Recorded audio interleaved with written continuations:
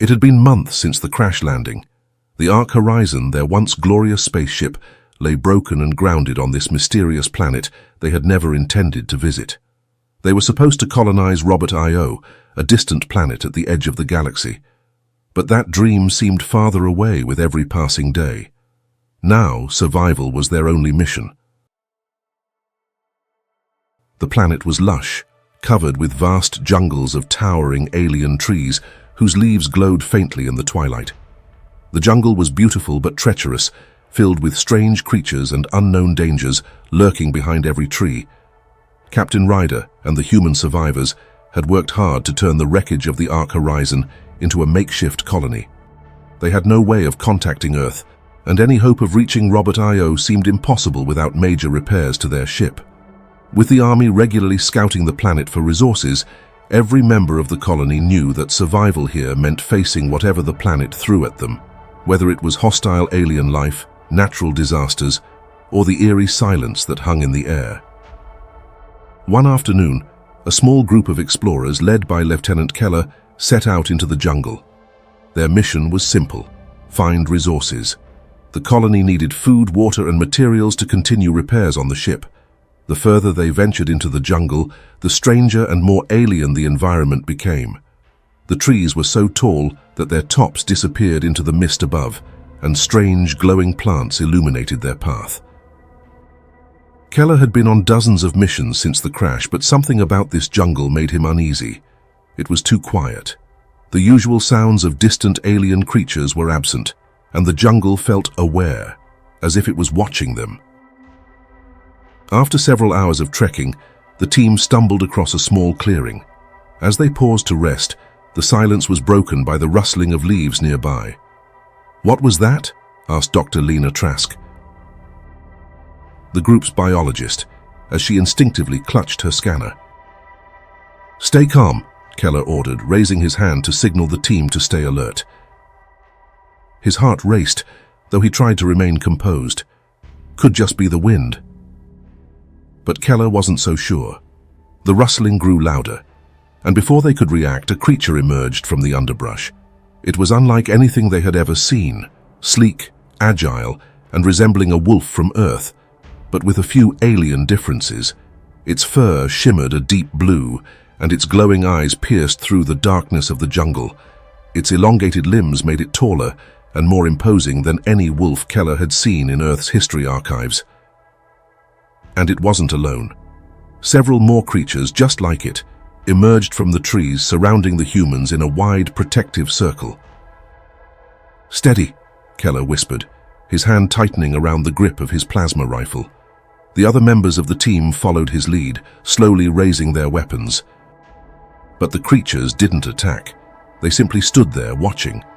Their movements were calculated, cautious, and despite their fierce appearance, they seemed almost curious. "They're not attacking," said Trask, her voice barely above a whisper. "Look at their behavior." Keller didn't relax. Not yet, at least. Trask, always the biologist, slowly lowered her weapon and took a tentative step forward. The largest wolf-like creature, clearly the leader of the pack, watched her closely. It didn't growl or show any signs of aggression. "They're intelligent," Trask said, her eyes wide with fascination. "Look at how they're moving together like a coordinated pack. This behavior, it's similar to wolves from Earth." "That's great, Doc," Keller said, his voice tense, "but I'd prefer not to end up as dinner." Trask shook her head. "No, I don't think they see us as prey. They're studying us." Keller glanced at the pack leader, who was now standing only a few feet away. Its glowing eyes locked onto his, and for a moment, they simply stared at one another. There was no malice in the creature's gaze, only curiosity. Keller's instincts told him that this creature could easily kill them if it wanted to, but it hadn't made any aggressive moves. "We need to try something different," Trask said, reaching into her pack. She pulled out a food ration and slowly unwrapped it. The other humans tensed, unsure of what she was doing. "Are you serious, Lena?" Keller asked, his voice incredulous. "Just trust me," she said softly. Trask held out the food ration in her hand, offering it to the wolf-like creature. The pack leader sniffed the air, its glowing eyes never leaving hers. After a tense moment, it took a cautious step forward, its nose twitching as it sniffed the food. Then, without warning, it gently took the food from her hand and ate it. The tension in the air evaporated almost immediately. The pack leader stepped closer, nudging Trask's hand with its snout. Slowly she reached out and began to pet the creature's shimmering fur. The other wolves, seeing their leader's behavior, relaxed and began to move closer to the humans, showing signs of interest and curiosity. Keller watched in disbelief as the wolves accepted the humans' presence, their previous wariness gone. "I can't believe it," he muttered. "You've tamed them."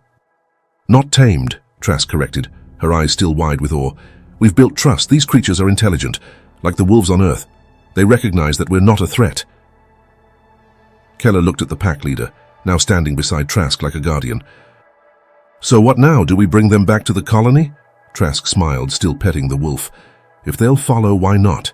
Having allies like these could change everything for us." Over the following weeks, the wolves of the jungle became a common sight at the human colony. The creatures were protective of the humans, often patrolling the outskirts of the camp, as if they were part of the colony's defense. They never left the humans' side, and in return, the colonists treated them with respect, offering food and companionship. The bond between the humans and the wolves grew stronger with each passing day. The wolves proved to be invaluable. Their keen senses allowed them to detect threats long before the humans could. They were fierce protectors, and any alien creature foolish enough to wander too close to the colony quickly learned to fear the wolves. As the colony's repairs on the Ark horizon progressed, the humans began to feel a renewed sense of hope. The wolves had given them an advantage in this harsh world, and the colonists started to believe that, with their new companions, they could survive and maybe even thrive on this planet. One day, a small group of human scientists was working in an isolated outpost on the outskirts of the colony. They were studying the local flora, trying to identify plants that could be used for food or medicine.